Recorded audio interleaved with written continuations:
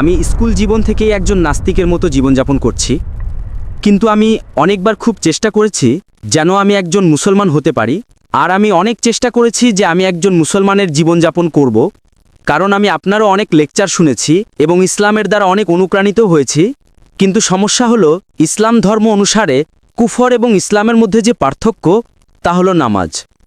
কিন্তু আমি অনেক চেষ্টা করেছি যে আমি নামাজ পড়তে পারি কিনা, আর আমি আমার অনেক বন্ধুদের জিজ্ঞেস করেছি তোমরা কি নামাজ পড়ো, তো আমি এটাই জানতে পারলাম যে তারা কখনো পড়ে কখনো পড়ে না। তো একজন মুসলিম হিসেবে নামাজ না পড়ে কি নিজেকে মুসলিম বলা যেতে পারে কিনা? ধন্যবাদ। ভাইয়ের প্রশ্ন হলো, তিনি নিজেকে নাস্তিক বলছেন এবং বলছেন যে তিনি ইসলামের দিকে আসার চেষ্টা করছেন কিন্তু নামাজ পড়েন না, আর তিনি দেখেছেন তার বন্ধুরা কখনো নামাজ পড়ে কখনো পড়ে না। তো তার মূল প্রশ্ন হলো, যদি কোনো ব্যক্তি নামাজ না পড়ে, সে মুসলিম কিন্তু কখনো নামাজ পড়ে কখনো পড়ে না, সে কি নিজেকে মুসলমান বলতে পারে কি না? নাম্বার 1, মুসলিম বলার জন্য দুটি শর্ত আছে। নাম্বার 1, সে মানবে যে আল্লাহ সুবহানাহু ওয়া তাআলা এক এবং তার ছাড়া আর কোনো উপাস্য নেই। নাম্বার 2, সেটা মানবে যে মুহাম্মদ সাল্লাল্লাহু আলাইহি সাল্লাম আল্লাহর সর্বশেষ রাসূল। এই দুটি জিনিস যদি কোনো ব্যক্তি মানে, তাহলে সে মুসলিম হতে পারে। এরপর আসে একজন প্র্যাকটিসিং মুসলিম এবং নন প্র্যাকটিসিং মুসলিমের বিষয়। একজন খুব নিষ্ঠাবান অনুশীলনকারী মুসলিমও হতে পারে। তো শুধু মুসলিম বলার জন্য এই দুটি শর্তই যথেষ্ট। যদি সে শাহাদা দেয় এবং বলে আশহাদু আল্লা ইলাহা ইল্লাল্লাহ, অর্থাৎ আমি সাক্ষ্য দিচ্ছি যে আল্লাহ ছাড়া কোনো উপাস্য নেই, ওয়া আশহাদু আন্না মুহাম্মাদান আবদুহু ওয়া রাসূলুহু, এবং মুহাম্মদ সাল্লাল্লাহু আলাইহি সাল্লাম তার বান্দা ও রাসূল, এবং আল্লাহ এক, আল্লাহ ছাড়া কোনো উপাস্য নেই, এবং মুহাম্মদ সাল্লাল্লাহু আলাইহি সাল্লাম সর্বশেষ পয়গম্বর।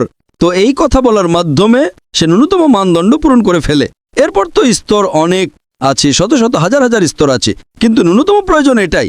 আপনি জিজ্ঞেস করতে পারেন, মদ পান করলে মুসলিম কি মদ পান করতে পারে? পান করা উচিত নয়। যদি পান করে এবং বলে যে আমি ভুল করছি, তবুও সে মুসলিম, কিন্তু সে অনুশীলনকারী মুসলিম নয়। আপনি বুঝতে পারছেন?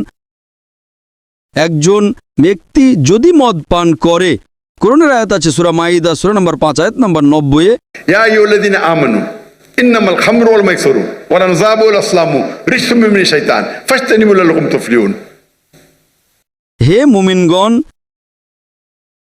মদ, জুয়া খেলা, ভাগ্য গণনা, মূর্তি পূজা, এগুলো শয়তানের কৌশল। এগুলো থেকে বাঁচো যাতে তোমরা সাফল্য পাও। তো কোরআন এবং সহিহ হাদিসের আলোকে এটা একদমই স্পষ্ট যে মুসলমানের জন্য মদ পান করা হারাম। কিন্তু যদি কোনো মুসলিম পান করে এবং বলে যে আমি ভুল করছি, তাহলে তাকে কাফের বলা হবে না। তাকে বলা হবে এমন একজন মুসলমান যে আল্লাহর বিধান পালন করছে না। যদি সে বলে যে মদ পান করা ইসলামে জায়েজ, তাহলে সে আল্লাহর সেই বিধানকে অস্বীকার করছে। যেভাবে আগের ভাই প্রশ্ন করেছিলেন যে কাফের কাকে বলে, যদি কোনো মুসলমান ভুল কাজ করে, হারাম কাজ করে, আর বলে যে আমার দ্বারা ভুল হচ্ছে কিন্তু আমি এটা ছাড়তে পারছি না, তাহলে তাকে কাফের বলা যাবে না। ঠিক একইভাবে কোনো মানুষ যদি নামাজ না পড়ে এবং বলে যে পড়া উচিত কিন্তু আমি অলস, তাহলে একজন ব্যক্তি এমনও হতে পারে যে একবার দুবার নামাজ পড়ল, তাহলে কোনো অবস্থাতেই তাকে কেউ কাফের বলতে পারে না। আল্লাহ রসুলের হাদিস আছে সহিহ মুসলিমে, যেখানে বলা হয়েছে যে কুফর এবং ইমানের মাঝে পার্থক্য হলো সালাত। তো এ থেকে উলামাগণ ব্যাখ্যা করেন, আলেমদের দুটি দল আছে। এক দল বলে যদি সে একটা নামাজও না পড়ে তাহলে সে স্বয়ংক্রিয়ভাবে কাফের হয়ে যাবে এই হাদিসের ভিত্তিতে, যে ইমান ও কুফরের মাঝে পার্থক্য হলো সালাত। দ্বিতীয় দলের মতে যদি সে সালাত আদায় না করে কিন্তু বলে যে পড়া উচিত, আমি ভুল করছি, তাহলে তাকে কাফের না বলে বলা হবে যে সে একজন অনুশীলনকারী মুসলিম নন। আপনি বুঝতে পারছেন? কিন্তু ন্যূনতম মানদণ্ড কোনো মানুষকে মুসলিম বলার জন্য হলো সে মানবে যে আল্লাহ এক, আল্লাহ ছাড়া কোনো উপাস্য নেই, এবং মুহাম্মদ সাল্লাল্লাহু আলাইহি সাল্লাম আল্লাহর সর্বশেষ নবী। আমি আপনাকে জিজ্ঞেস করতে চাই, আপনি কি মানেন যে আল্লাহ এক? জি, একদম। আপনি কি মানেন আল্লাহ ছাড়া কোনো উপাস্য নেই? নেই। আপনি কি মানেন আল্লাহর কোনো মূর্তি নেই? নেই। মাশাআল্লাহ। আপনি কি মানেন মুহাম্মদ সাল্লাল্লাহু আলাইহি সাল্লাম সর্বশেষ নবী? জি, একদম। সর্বশেষ পয়গম্বর? জি। তাহলে আমার মতে আপনি মুসলিম। মুসলিম তো আপনি অনুশীলনকারী মুসলিম আস্তে আস্তে হবেন। তো যদি আপনি মানেন যে আল্লাহ এক, আল্লাহ রাসূল মুহাম্মদ সাল্লাল্লাহু আলাইহি সাল্লাম সর্বশেষ রাসূল, তাহলে আপনি ন্যূনতম মানদণ্ডে আছেন। মিনিমাম যথেষ্ট নয়, আমাদের চেষ্টা করা উচিত যত বেশি করা যায়, কিন্তু এটা মিনিমাম।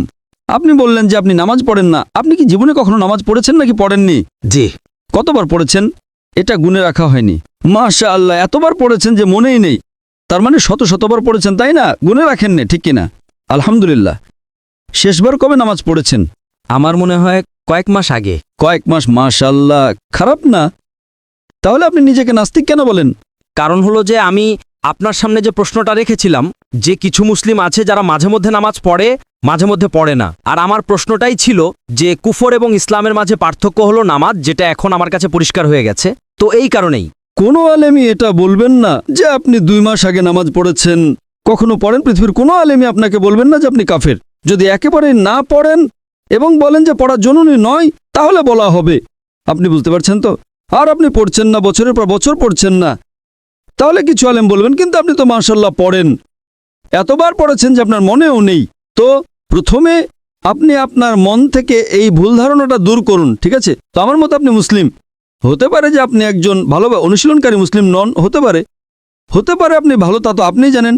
আমার মতে, আমি তো আপনাকে চিনি না। হতে পারে আপনি একজন ভালো মুসলমান, কারণ মানুষ কেমন তা শুধু আল্লাহ তাআলাই জানেন, ঠিক না? তো যদি কোনো লোক আপনাকে ভুল বুঝিয়ে ইসলাম থেকে দূরে নিয়ে যায়, তাহলে তারা ভুল লোক। আমাদের চেষ্টা করা উচিত মানুষকে ইসলামের কাছে নিয়ে আসার, বুঝলেন তো? অনেক সময় মুসলমানরা কি করে, তারা এত ফতোয়া দেয়, এমন কথা বলে যে একজন মুসলমানকে অমুসলিম বানিয়ে দেয়। আল্লাহ রসুলের একটা হাদিস আছে, যদি আপনি কোনো মুসলিমকে কাফের বলেন আর সেটা যদি সে না হয়, তাহলে সেটা আপনার উপরে ফিরে আসে। যদি কোনো মুসলিমকে আপনি কাফের বলেন এবং সে কাফের না হয়, তাহলে স্বয়ংক্রিয়ভাবে সেটা আপনার উপরে চলে আসে। সে আপনি দেখবেন যে কোনো মুসলিম একে অপরকে কাফের বলছে, এটা আমাদের সমাজে এখন সাধারণ। এটা বলা, যদি অন্য কোনো মুসলিম ঠিকভাবে ধর্ম পালন না করে বা সামান্য ভুল করে, তো নারায়ে তাকবীর কাফের, এদিকেও নারায়ে তাকবীর কাফের। তো এটা আমাদের ভুল। আমাদের হিকমত দিয়ে আমি এই বৈঠকের শুরুতে কোরআনের একটি আয়াত পড়েছিলাম, সূরা নাহলের সূরা নম্বর 125। উদু ইলা সাবিলি রাব্বিকা বিল হিকমা ওয়াল মাউযাতিল হাসানা ওয়াজাদিল বিল্লাতি আহসান। আপনি আপনার রবের পথে হিকমত এবং উত্তম উপদেশের মাধ্যমে আহ্বান করেন এবং তাদের সাথে সর্বোত্তম পন্থায় বিতর্ক করুন। মানুষকে ডাকুন, আল্লাহর পথে মানুষকে ডাকুন হিকমত দিয়ে এবং উত্তম কথার সাথে, এবং তাদের সাথে কথা বলুন, তাদের সাথে বিতর্ক করুন উত্তম পন্থায়। আপনি বুঝতে পারছেন তো? আমি চাইবো যে আপনি আমার একটা লেকচার শুনেন, সালাদ দ্য প্রোগ্রামিং টুয়ার্ডস রাইচাসনেস, উর্দুতেও আছে। সালাদ সঠিক পথ দেখায়। ইনশাল ভাই তিনি এখন শাহাদা পাঠ করতে চান। মাশাআল্লাহ। তাকবীর তাকবীর।